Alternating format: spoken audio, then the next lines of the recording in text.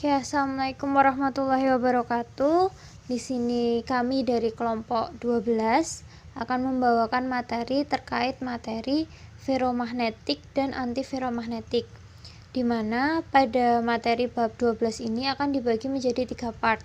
Untuk part pertama itu dibawakan oleh saya Nur Rahmawati dengan membahas materi terkait ferromagnetic order dan magnons, di mana di dalam subbab-subbab ini juga akan terbagi lagi menjadi subbab-subbab kecil lainnya.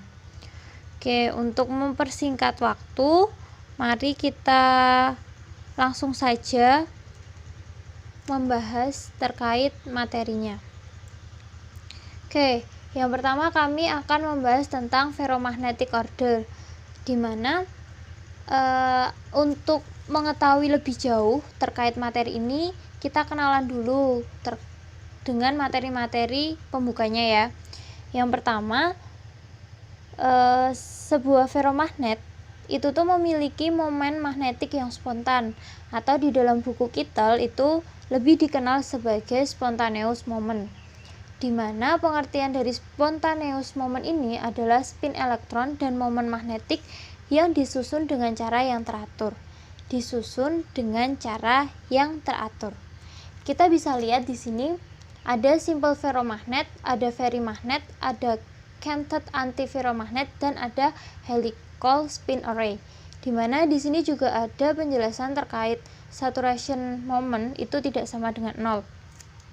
Nah, kita bisa lihat di sini gambarnya mereka tersusun, spin ini tersusun secara teratur.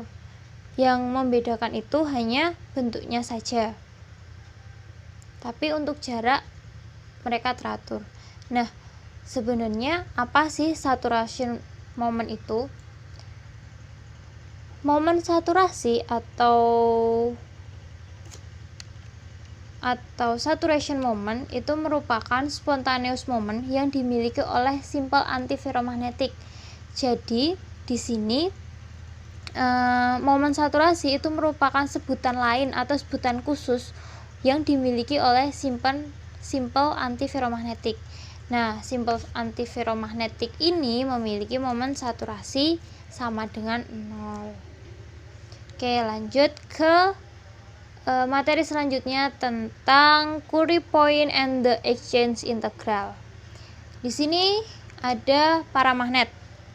Nah, ketika kita melihat paramagnet ini dengan konsentrasi ion N dan spin S, ketika diberikan interaksi internal yang berupa pertukaran medan, dia akan menjadi ferromagnet.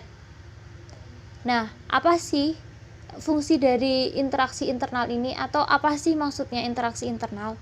Jadi di sini interaksi internal itu merupakan momen magnetik yang memiliki fungsi untuk mensejajarkan momen-momen magnetik yang sejajar satu sama lainnya. Nah, akan tetapi interaksi internal ini memiliki kesebalikan atau berbanding terbalik terhadap agitasi termal. Jadi, kan harusnya ketika paramagnet dikasih interaksi internal yang besar, dia akan menjadi ferromagnet. Tetapi ketika sebuah paramagnet itu diberikan agitasi termal yang sedikit, dia akan jadi ferromagnet. Dan sebaliknya, ketika ferromagnet diberi agitasi termal yang besar, dia akan menjadi paramagnet. Tetapi ketika ferromagnet ini diberikan interaksi internal yang sedikit, dia akan menjadi paramagnet. Gitu. Nah, kemudian ini ada asumsi yang menyebutkan bahwa Be itu sebanding dengan magnetisasi M. Magnetisasi atau M.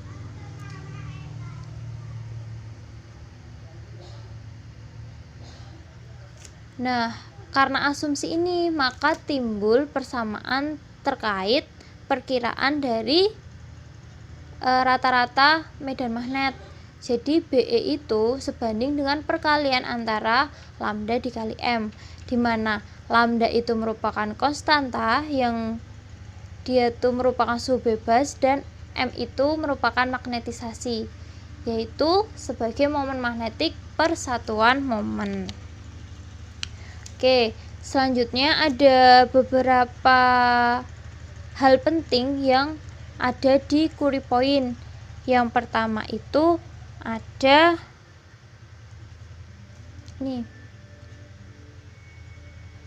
Curie temperature atau TC, yaitu merupakan suhu kritis untuk melakukan transisi antara fase para dan ferromagnet.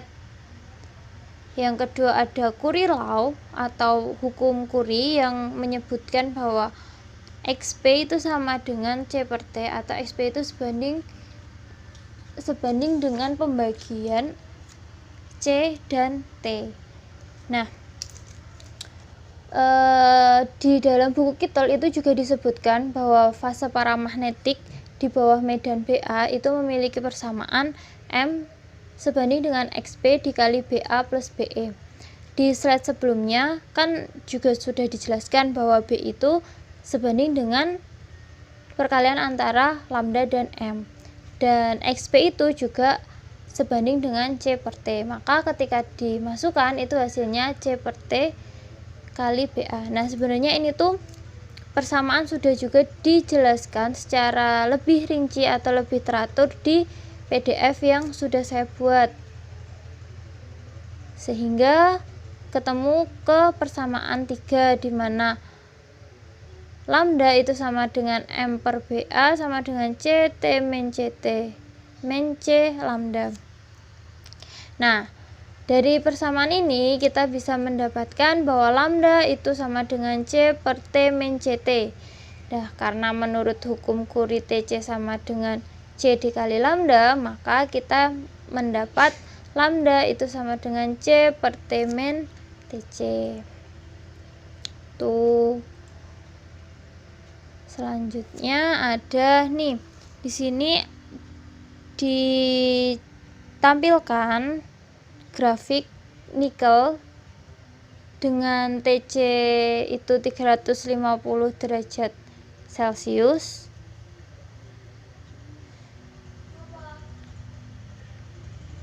Nah, P di sini itu artinya kepadatan per XP tadi. Nah, garis putus-putus adalah ini tuh ekstrapolasi linear dari suhu yang tinggi. Gitu. Nah, grafik ini itu tuh menggambarkan tentang timbal balik kerentakan per gram nikel di sekitar Curie dengan suhu 358 derajat Celcius. Oke, lanjut. Menurut teori kuantum pada paramagnetik itu bisa teman-teman jumpai di bab 11, itu mengatakan bahwa C itu sama dengan NJ kali J plus 1 G kuadrat mu B kuadrat per 3 KB. Dimana kan kita udah tahu ya tadi di hukum Weiss law ini kan menyebutkan bahwa TC itu sebanding dengan perkalian C dengan lambda. Nah, jadi kan kita sebenarnya bisa mencari lambda kan di sini, yaitu dengan TC per C. C-nya udah kita ketahui dengan teori kuantum, maka didapatkan persamaan sebagai berikut. Tuh. Kemudian si Pauli itu di bab sebelumnya juga menjelaskan tentang prinsip larangan Pauli, yang mana menyatakan bahwa dua elektron dengan spin paralel itu memiliki energi elektrostatik yang lebih rendah. Nah, perbedaan energi ini disebut dengan energi pertukaran. Selain itu, Heisenberg itu juga mengeluarkan model dengan persamaan U itu sama dengan min 2J SI dikali SJ, dengan J itu merupakan perubahan integral dan terkait dengan tumpang tindih distribusi nilai dari atom I dan J, sedangkan SI dan SJ itu merupakan spin di atom I dan spin di atom J. Nah, distribusi nilai dari dua sistem itu tergantung dari apakah spin paralel atau antiparalel untuk prinsip larangan dua elektron. Dengan prinsip ini, larangan Pauli ini. Nah, energi pertukaran dari dua elektron mungkin dapat ditulis dengan min 2J. Nih, jadi energi pertukaran itu bisa ditulis dengan model Heisenberg.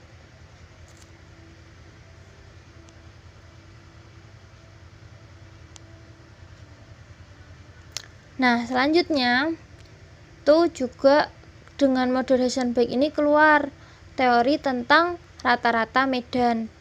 Itu dengan persamaan ini dan untuk perkiraan statistik yang lebih memberikan hasil yang berbeda terhadap kisi SC, BCC, dan VCC itu telah ditampilkan di sini juga. Itu. Kemudian lanjut ke subbab kedua, yaitu tentang temperature dependence of the saturation. Dimana di sini ada grafik antara M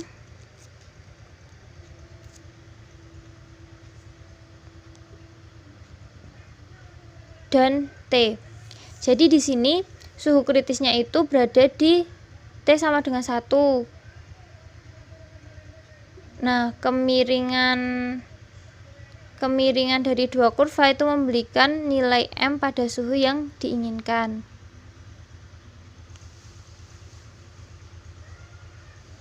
Tuh, sebenarnya ini kan teori medan rata-rata untuk T itu kurang dari TC, S sama dengan setengah, dan menggantikan hukum Curie. Jadi di sini tuh mengganti hukum Curie dengan ekspresi Brillouin. Nah, sebenarnya persamaan ini tuh juga udah diturunkan di PDF. Dimana untuk S itu sama dengan setengah, maka M itu dirumuskan seperti ini, dengan BE itu sama dengan perkalian lambda kali M hingga mendapatkan T sama dengan KB kali T per N mu kuadrat dikali lambda. Seperti itu, dimana nanti kan M kecil juga diketahui dengan M per N kali mu, dengan M kecil itu merupakan tan H dari M per T. Oke, lanjut aja ya ke grafik selanjutnya. Jadi grafik ini tuh merupakan peningkatan T. Magnetisasi itu menurun dengan lancar ke 0 pada T sama dengan TC. Nah, perilaku ini itu mengklasifikasikan transisi ferromagnetik sebagai orde kedua dari transisi. Nah, teori rata-rata medan itu tidak diberikan deskripsi variasi M pada suhu rendah. Jadi ini hanya teori rata-rata itu hanya digunakan pada suhu yang tinggi untuk mendeskripsikan variasi M. Nah, karena T itu rendah, T kurang dari TC, maka tidak bisa digunakan teori rata-rata medan, tetapi dengan menggunakan pendekatan di mana tan epsilon itu mendekati 1 min 2 pangkat min 2 epsilon. Nah, untuk urutan terendah deviasi magnetisasi itu dirumuskan dengan delta M sama dengan M0 min MT dengan pendekatan sebagai berikut. Dimana M ini merupakan magnet sederhana atau domain tunggal, atau yang sering disebut dengan magnetisasi saturasi. Nah, selanjutnya tergambar grafik lagi, tapi kalau ini grafik hubungan antara suhu di dalam Kelvin dan delta M. Delta M ini tadi kan selisih antara magnetisasi saturasi kan, dimana tadi juga udah didapatkan persamaannya. Tapi hasil persamaan ini ketika dieksperimenkan itu bisa disimpulkan dengan kesimpulan baru, di mana delta M per M0 itu sama dengan AT pangkat 3/2. Itu jika dikombinasikan dengan persamaan spin. Nah, di sini ada nilai A itu untuk nikel dan untuk besi. Selanjutnya ada saturasi magnetisasi pada 0 absolut. Nah, dengan ms atau magnetisasi spin ini sama di 0 itu sama dengan NB N kali mu B. Di sini kita memandang ada 4 hal yang penting, yaitu ada Fe, Co, dan nikel, dan EuO, di mana Fe ini merupakan bagian dari 3D. Kalau Co itu 3D pangkat 7 dan kalau nikel itu 3D pangkat 8. Nah, mereka itu tergolong dari pita ferromagnetik. Akan tetapi ketika yang EuO itu karena dia berada di 4F pangkat 7, maka dia masuk ke simple ferromagnet.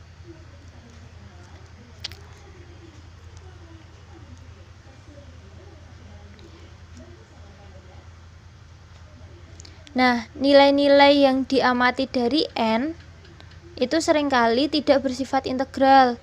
Ada beberapa kemungkinan penyebab, yaitu interaksi spin orbit, lokal magnetisasi of conduction E, dan ferrimagnetis, di mana model pita elektron itu memiliki transisi logam Fe, Co, dan Ni.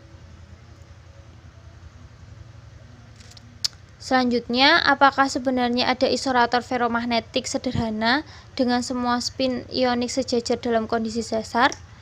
Nah, beberapa ferromagnetik sederhana itu diketahui saat ini, yaitu termasuk CrBr3, EuO, dan EuS. Seperti itu. Kemudian di sini ada 4 tampilan gambar, di mana tampilan gambar yang pertama itu terkait hubungan skematis antara pita 4S dan 3D dalam logam tembaga yang memiliki 10 elektron. Nah, ketika dipisah itu menjadi yang bawah, di mana pita 3D tembaga yang diisi itu ditampilkan sebagai 2 subpita yang terpisah, di mana per pitanya ini memiliki 5 elektron yang saling berlawanan orientasi spinnya. Nah, dengan kedua subpita ini, maka jaring putar dan band D adalah 0. Jadi jaring putar dan pita D itu sama dengan 0. Ini merupakan logam Cu. Dia masuk ke dalam 3D pangkat 10, 4S pangkat 1 paramagnetik. Nah, kemudian untuk gambar yang ketiga ini terkait hubungan pita dalam nikel pada suhu Curie. Nah, momen magnetik bersih itu sama dengan 0 karena ada jumlah lubang yang sama di dalam pita D ke bawah dan D ke atas. Jadi di spin ini sama spin ini dia itu memiliki jumlah lubang yang sama,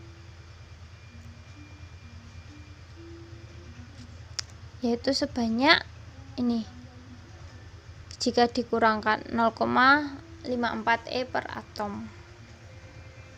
Nah, yang keempat ini itu hubungan skematis pita-pita dalam nikel pada 0 absolut. Energi 3D ke atas ini dan subband 3D ke bawah itu dipisahkan oleh interaksi pertukaran. Nah, pita 3D ke atas itu diisi 3D ke bawah. Pita itu berisi 4,46 elektron dan 0,54 lubang.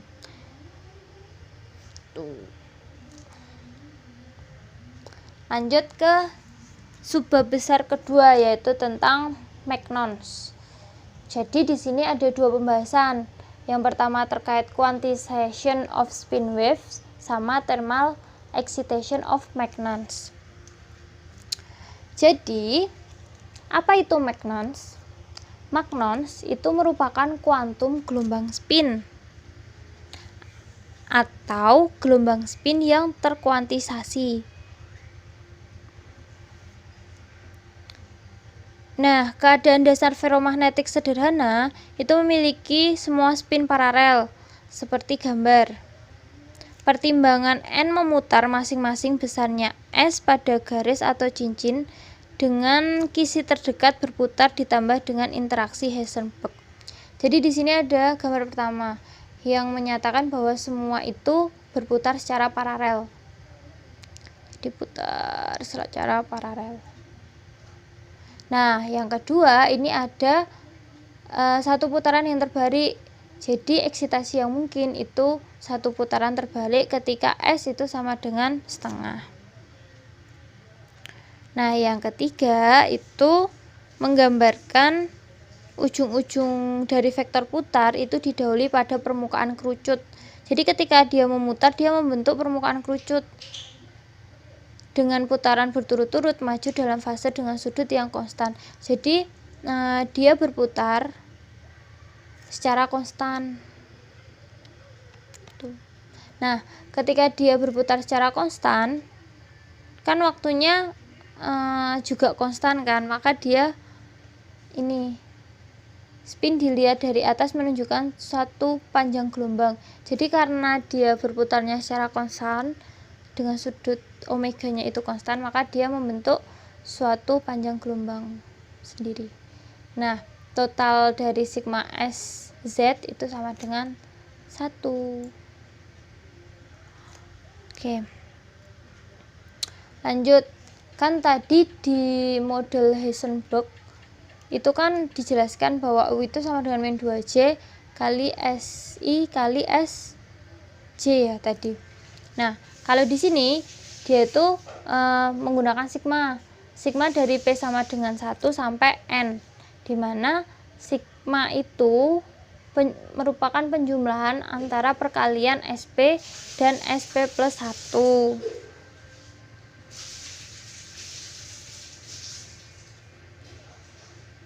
Dengan melihat seperti ini juga penjelasan persamaannya telah diturunkan nih di Magnons. Deviasi klasik dari hubungan dispersi Magnon melibatkan PTH spin dengan ini, dengan persamaan gerak ini, itu udah dijelasin semua. Ketika dicari dengan koordinat kartesian juga dia udah didapat ini. Jika dianalogikan dengan masalah Ponon, dia juga udah dijelaskan. Oke. Jadi penjelasan-penjelasan ini sampai menemukan omega itu sama dengan 4JS per Habar dikali 1 min cos Ka itu udah ada semua di PDF-nya ya. Tuh. Ini. Nah, intinya pada quantization of spin wave itu tuh merupakan kuantisasi gelombang spin yang berlangsung untuk foton dan fonon. Energi pada mode frekuensi omega K dengan NK Magnon diberikan oleh ini. Jadi intinya epsilon K itu sama dengan 4J dikali S dikali 1 min cos Ka dikali NK plus setengah.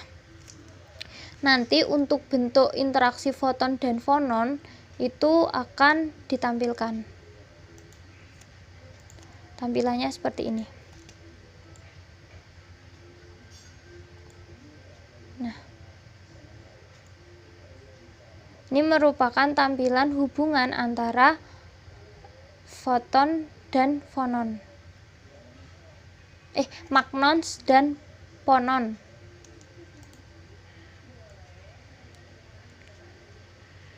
Tuh. Kemudian yang terakhir itu ada thermal excitation of magnons. Dengan menggunakan distribusi Bose-Einstein dan nilai rata-rata magnon tereksitasi, dia menghasilkan hukum dari Bloch T3/2. Nah, mungkin cukup sekian dari part pertama. Untuk tambahan, teman-teman bisa buka di YouTube terkait ini. Kalau ini yang terkait magnon. most applications that we use in daily life are based on electronics or electronic applications. They're based on moving electrons through conducting materials. Now the electrons, when they move through such materials, they scatter with all kinds of impurities, as indicated on this picture. So as they do so, nah di sini nanti kalian tahu gimana magnon itu bergerak dan bagaimana spin itu berputar. Nah kemudian untuk memperjelas dari magnetization, teman-teman juga bisa lihat di sini. Before Di going link to ini. actual topic, Mungkin sekian, semoga bermanfaat. Mohon maaf jika masih banyak kurangnya. Silahkan dilanjut ke part kedua dan part ketiga. Semoga selalu sehat dan semoga semua ini cepat membaik. Terima kasih teman-teman. Saya tutup. Wabillahi taufiq wal hidayah. Wassalamualaikum warahmatullahi wabarakatuh.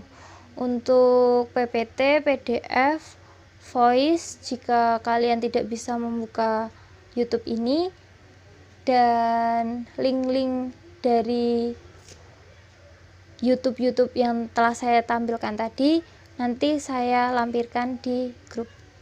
Terima kasih.